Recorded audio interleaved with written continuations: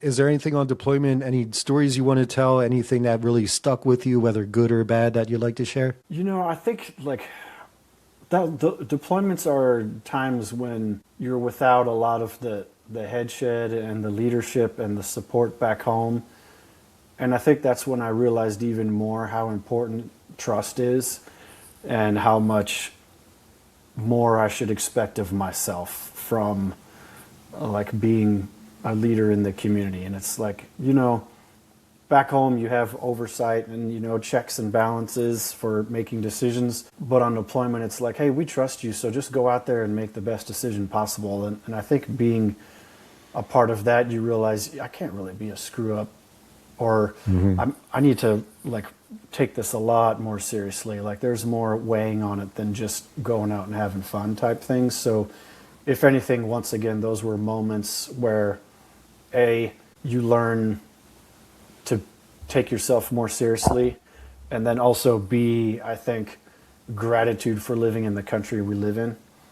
Oh, amen. Yes. Going overseas to some of those places, seeing how other people live, the challenges they have, the conditions they live in, it can be quite sobering as well. And to like come back home and say, all right, it isn't perfect here, but we do have a responsibility to be grateful for what we have and then keep making it better. But those are some of Right. the big takeaways. Yeah. Nice. Nice. So, how was your transition? Did you get selected to be a Buds instructor, or what's that process like? I think at the time for me it was more of like, hey, you're due for a shorter rotation. What are some of the things you want to do? And for me, it was close to like the 10-year mark. So at that point, a lot of guys are like, do I stay in? Do I get out? I'm not really sure. So I was doing some soul searching there. I mean, I love the community. I love the guys.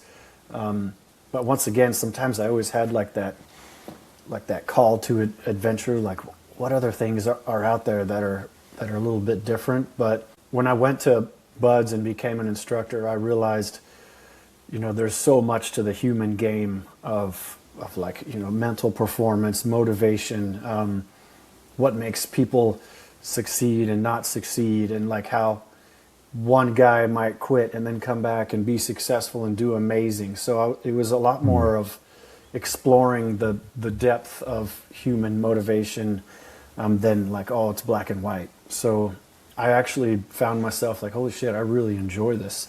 And it was cool to help people, through training. And at the end, some of the students would say, hey man, that you made a big impact. I appreciate what you did.